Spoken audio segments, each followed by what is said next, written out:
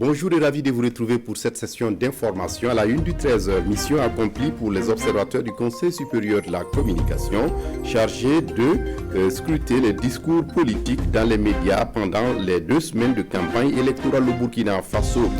Pour le double scrutin du 22 novembre 2020, le Conseil supérieur de la communication avait déployé plus d'une centaine d'observateurs sur le terrain. En quoi a consisté leur travail et quels résultats sont-ils parvenus? On en parle dans ce journal. Et dans ce journal, le rognier, cet arbre tropical qui produit le bandi, boisson très prisée dans les cascades, un arbre aux multiples facettes et utilités que nous présentent nos reporters dans ce journal. Et dans ce journal, nous aurons un invité en la personne du directeur général du programme national de volontariat. Il vient nous parler de la journée internationale des volontaires célébrée chaque 5 décembre et qui met en lumière les volontaires du monde entier et leur contribution à la réalisation des objectifs de développement durable de nos pays. Monsieur Nabaloum, bonjour. Et merci de venir répondre à nos questions. Vous restez avec nous. Et pour ouvrir ce journal, donc, le Conseil supérieur de la communication, pour le double scrutin du 22 novembre 2020 au Burkina Faso, avait déployé plus d'une centaine d'observateurs à travers le pays. Une mission d'observation auprès des médias. Et leur mission consistait à veiller au respect des règles édictées par l'institution pour des élections apaisées. Mission réussie pour les responsables du Conseil supérieur qui ont rencontré ces observateurs ce matin, ce 4 décembre donc, pour leur dire merci. Mounir Akere et Alidou Badini étaient témoins de la rencontre compte rendue. Hommage et remerciements envers ces observateurs du discours politique pendant la période électorale. Ils étaient 110 à être déployés à travers le pays aux côtés des médias par le Conseil supérieur de la communication. Leur mission, contribuer à des élections apaisées en veillant au respect de la charte de bonne conduite signée par les candidats, les partis politiques et les médias. Ils ont chacun accompli son devoir avec abnégation et avec patriotisme. Nous tenions à saluer cet acte qui a contribué à ce que nous ayons un discours politique apaisé. Et le Burkina Faso aujourd'hui est cité en particulier au niveau de sa presse comme ayant été une actrice majeure dans le climat pré-électoral et post-électoral. Mission accomplie sans incident selon le président du Conseil supérieur de la communication. C'est donc avec fierté que ces observateurs reçoivent leurs attestations pour travail bien accompli. Moi, par exemple, j'ai été affectée à Ouagadougou. J'étais chargée d'écouter la radio télé du Burkina, RTB Radio. Ça consistait tout le temps à écouter les informations pour voir écouter les émissions pour voir s'il n'y a pas de manquement, si les guides du Conseil supérieur de la communication ont été respectés, les consignes ont été respectées. Le mérite revient aussi aux journalistes qui, par conscience professionnelle, ont travaillé suivant les règles édictées par l'organe de régulation. Mathias Tankwano salue enfin les politiques pour le respect du pacte de bonne conduite, mais déplore le non-respect pendant la période pré- et post-électorale des mesures barrières au Covid-19. Et puis l'Union européenne fait don de matériel à l'armée burkinabé, du matériel pour contribuer à accroître les capacités opérationnelles des unités engagées dans la lutte contre le terrorisme, tout en renforçant la confiance avec les populations. Le film La cérémonie de don avec Salif Belem et Caroline Noiré. Le projet, c'est Renforce phase 1. Il s'agit de renforcer les capacités opérationnelles des forces armées nationales contre le terrorisme. Dans cette optique, le lot reçu est constitué de matériel de génie pour la riposte contre le terrorisme dans la région de l'Est du Burkina et l'autre partie du don est destinée à la lutte sur le front du G5 Sahel. Ce matériel est très important dans le cadre de la lutte contre le terrorisme parce que vous savez que le matériel n'a jamais suffi. Parce que le champ est trop large. Au début, rappelez-vous que c'était le nord, après c'est l'est, après c'est l'ouest. On est obligé de nous éparpiller. Ça fait que ça demande énormément de matériel.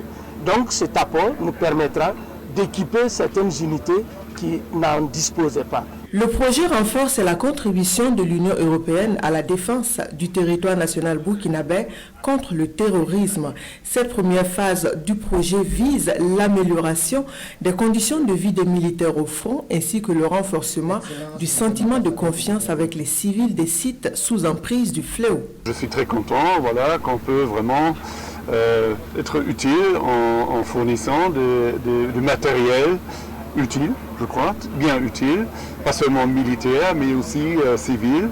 Et pour exemple, la fourreuse, elle va aider les emprises, elle va aider les soldats déployés. Cette remise ouvre une autre page dans la suite de la réalisation du projet Renforce. Il s'agit pour très bientôt d'un accompagnement financier pour la mise en œuvre de réformes visant le renforcement des capacités des ressources humaines militaires par des formations et autres mises à niveau. La transformation du soja au Burkina Faso, objet d'un livre et d'un manuel de recettes, l'huile raffinée et le tourteau de soja constituent les principaux produits de transformation. Mais pour la Direction générale de la promotion de l'économie rurale, il faut miser sur ces documents pour permettre aux entreprises de diversifier leur offre. Ahadi Sandamba.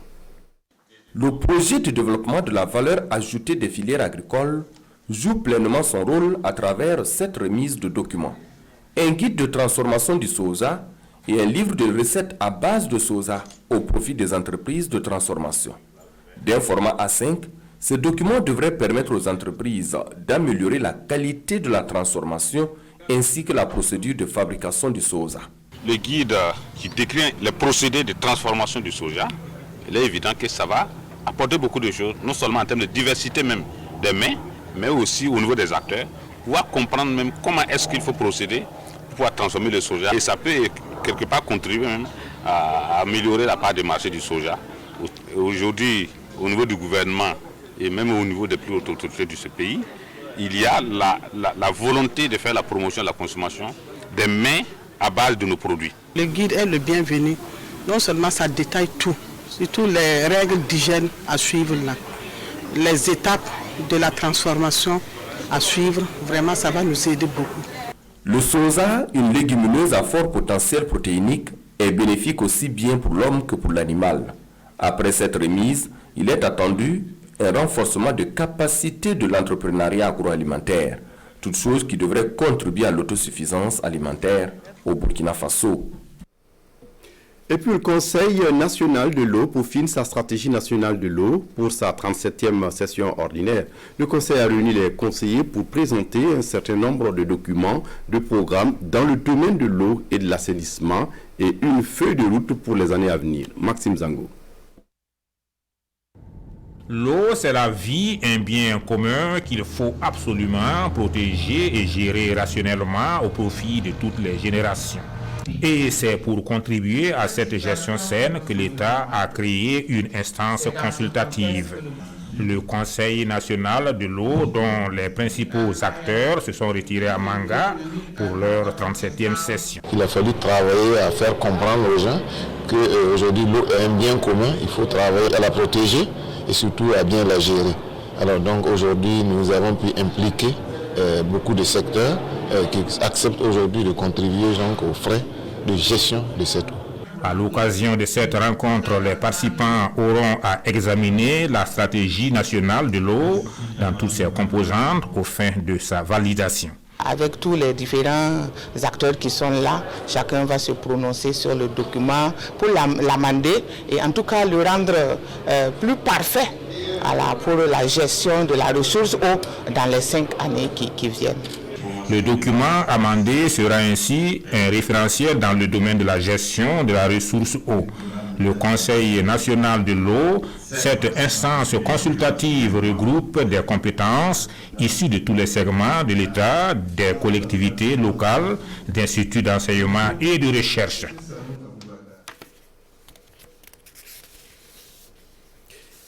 La 27e journée mondiale des personnes handicapées commémorée ce jeudi à Gawa. L'initiative est de l'OCADES Caritas Burkina en collaboration avec l'organisation du Pont pour le développement social. Ce fut une fois de plus l'occasion d'appeler à une solidarité en faveur des personnes vivant avec un handicap. Le point avec Bienvenue Tansa sur place à Gawa. Cette cérémonie se veut une tribune de promotion des droits des personnes vivant avec un handicap. Nous sommes à la célébration de la 27e journée mondiale des personnes handicapées dans la ville de Gawa. Une initiative qui bénéficie de l'accompagnement de l'organisation du Pont pour le développement social. De nos jours, de multiples changements ont été opérés en notre faveur. Nous retrouvons progressivement la joie de vivre. Mais beaucoup reste encore à faire. N'acceptez pas la pitié d'autrui, mais recherchez plutôt l'aide qui vous aidera à vous passer de la mendicité, donc de la dépendance d'autrui. À cette célébration, la situation sécuritaire est pointée du doigt pour le coup dur porté au vécu des personnes vivant avec un handicap. C'est un appel à plus d'inclusion et de solidarité qui est ici lancé. De nos jours, on enregistre plus d'1 609 personnes handicapées internes. Parmi donc ces personnes déplacées internes figurent 11 741 personnes handicapées, dont 6 698 femmes et 5 043 hommes qui font face aux barrières environnementales liées au handicap. C'est pour nous un honneur aujourd'hui de voir entourer nos personnes vivant avec un handicap et surtout les personnes vulnérables en général et réconforter. Cette journée intervient après 72 heures d'activités culturelles et sportives au sein de la ville de Gawa. Dans le Grand Ouest, la prochaine commémoration de la journée mondiale des personnes vivant avec un handicap est prévue à Bobo-Dioulasso en 2021. Et puis chaque année, le 5 décembre de la journée internationale des personnes, des volontaires plutôt, la journée met en lumière les volontaires du monde entier et leur contribution à la réalisation des objectifs de développement de nos pays. Au Burkina Faso, cette journée est commémorée par le Programme national de volontariat. Son directeur général est donc sur notre plateau pour évoquer l'édition 2020. Monsieur Bourema Baloum, bonjour. Bonjour. Merci donc de venir répondre à nos questions. D'abord, quand on parle de volontariat, de quoi s'agit-il? Est-il différent du bénévolat? Merci. Le volontariat et le bénévolat, c'est la même chose, mais ça dépend des concepts et des écoles. Sinon, au niveau du système anglophone, c'est la même chose. Mais au niveau de la francophonie, on fait la différence. On fait la différence en disant que le volontaire, pour notre contexte du Burkina Faso, c'est celui qui a effectivement un contrat, parce qu'on a une loi qui régit le volontariat au Burkina Faso depuis 2007. Et maintenant, ce qui n'est pas régi par la loi, ce qui n'est pas formalisé, et lorsque vous venez travailler chez une personne sans un engagement, sans un contrat, et ça peut s'apparenter à du bénévolat. Mais dans notre cas, lorsque nous engageons un volontaire, il y a un contrat qui nous lie avec cette personne. Et puis, il y a aussi que chaque année, vous célébrez la journée internationale des volontaires. Pourquoi la célébration? Quelle est sa spécificité? Il faut dire que c'est depuis 1985 que les Nations Unies ont adopté une résolution qui permet de célébrer chaque année cette journée. Et il faut dire que le volontariat étant un secteur de développement par essence, parce que nous savons bien que sans les volontaires, il y a beaucoup de chantiers qui ne peuvent pas être abordés. Avec l'action des volontaires, donc les Nations Unies ont reconnu, et le monde entier en tout cas a reconnu cela. C'est pour cela que le Burkina Faso a adhéré à cette résolution. Et depuis plusieurs années, le Burkina Faso célèbre avec intérêt et avec face cette journée. Ce qui fait que cette année, nous sommes une édition qui est dans un contexte où nous devons effectivement célébrer avec l'ensemble des acteurs, c'est-à-dire l'ensemble des membres des organisations de volontariat au Burkina Faso. Vous savez que nous avons plusieurs structures volontariat internationales et nationales qui sont sur notre territoire, mais le programme de volontariat, qui est la structure mise en place par l'État pour coordonner l'ensemble des actions, travaille en synergie avec ces acteurs pour célébrer. Ce qui nous a permis ensemble d'avoir en tout cas un programme qui nous permet de contribuer et sur le terrain par rapport aux actions qui sont demandées. D'abord, dans le contexte Covid, nous avons déployé plus de 15 000 volontaires qui ont été engagés sur le chantier de développement pour sensibiliser aux côtés des personnels soignants au niveau du centre Chorus pour appuyer l'équipe du centre d'appel et puis l'équipe d'intervention rapide. Sur l'ensemble du territoire, des associations sont engagées aux côtés de nous pour faire du travail. Après, pour le cadre des élections, nous avons en tout cas plusieurs centaines de jeunes volontaires qui sont engagés sur l'ensemble du territoire pour sensibiliser les populations à non seulement participer aux élections, mais aussi à contribuer à des actions apaisées au Burkina Faso. Après, on a les questions de gestion de déplacés internes, où les volontaires se sont engagés. Et après, on a l'ensemble des structures, les collectivités territoriales, les associations, les services publics, qui eux pour l'intérêt général, mais qui malheureusement n'ont pas les ressources pour recruter, sollicitent un certain nombre d'appuis en ressources humaines que nous plaçons sous condition de volontariat à ne pas dépasser une période donnée. Parce que nous ne voulons pas confondre le volontariat à l'emploi. Oui, et justement, plusieurs domaines dans lesquels on retrouve certainement les volontaires. Et cette année, le thème de célébration est Ensemble, c'est possible grâce au volontariat. Qu'est-ce qui est possible et comment le volontariat peut contribuer au développement de nos pays? Et ce qui est possible, c'est le développement, c'est relever les défis. Quand vous avez constaté avec l'avènement du Covid au Burkina Faso, et tout de suite, il y a eu quand même une panique. Et nous avons constaté qu'avec l'intervention rapide et massive des volontaires sur l'ensemble du territoire, et toute la population était sensibilisée de façon de proximité à travers l'action des volontaires. Et sans les volontaires, c'est possible par le volontariat, grâce au volontariat. C'est-à-dire, sans le volontariat, c'est difficile de mobiliser. L'État ne pouvait pas avoir les ressources nécessaires pour payer des personnes, pour parcourir l'ensemble du pays, faire ces actions. Donc c'est grâce à l'action volontaire qui est une action altruiste, patriotique, qui est fait vraiment sans, en tout cas, un intérêt pécuniaire. Et pour cette édition 2020, comment les choses s'envisagent? Comment vous envisagez cette célébration et quelles sont les activités que vous prévoyez? Bon, pour 2020, nous avons déjà placé la cérémonie d'ouverture demain au siège des Nations Unies à Ouaga ici. C'est sous la présidence de M. le ministre Salifou Thiam Touré de la jeunesse et la coprésidence de Madame la coordinatrice résidente du système des Nations Unies, Mme Messi Maketa, qui préside en tout cas cette cérémonie. Nous avons aussi des actions de communication à travers des émissions radio. Nous avons également des panels que nous organisons qui vont être suivis en ligne. À cause du contexte Covid, nous ne pouvons pas inviter les gens en physique. Donc nous allons faire passer ça sur la plateforme de GPPNBB et d'autres plateformes d'organisations volontaires au Burkina Faso. Nous avons prévu également de contribuer au niveau de l'organisation le 11 décembre à déployer un certain nombre de volontaires qui vont contribuer au respect des mesures barrières à travers la distribution d'un certain nombre de masques, mais aussi la sensibilisation de certaines personnes pour le respect de la distanciation. Donc il y a un certain nombre d'actions qui sont menées aussi en région à travers nos représentants de toutes les structures de volontariat au Burkina Faso qui sont déconcentrées. Nous avons des organisations faites dans toutes les régions. Merci à vous, M. Boulema Nabaloum. Je rappelle que vous êtes le directeur général du programme national de volontariat au Burkina Faso et vous êtes venu nous parler de la célébration le 5 décembre de la journée internationale du volontariat. Merci d'être passé. Merci à vous. Et vous restez avec nous pour la suite du journal, notamment vous parlez du 11 décembre. Et dans le cadre de nos dossiers sur le 11 décembre 2020 dans les Cascades, nous vous proposons un reportage sur le rognier, un arbre tropical qui a sa spécificité, mais aussi son utilité dans le quotidien des populations de la région. C'est le rognier, c'est du rognier qu'on tire le fameux bangui, une boisson très prisée dans la localité. Zoom donc sur le rognier avec Hadi Sandamba. Originaire des régions tropicales d'Afrique sahélienne, cet arbre au tronc élancé peut mesurer jusqu'à 30 mètres de haut, voire plus, d'où son nom de sentinelle de la savane.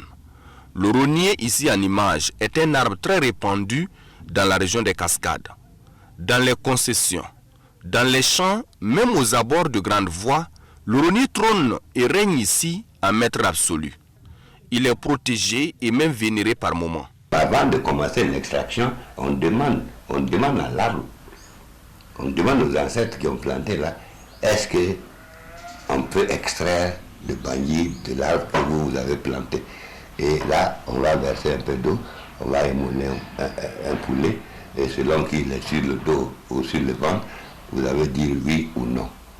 Et là, à ce moment-là, on commence l'extraction. De la grande famille des palmiers, le rognier de son nom scientifique Borassus serait un arbre sauvage apprivoisé par les peuples pour une utilisation plus efficiente. C'est la même famille des palmiers jusqu'aux palmiers, au désert, les cocotiers, c'est la même grande famille.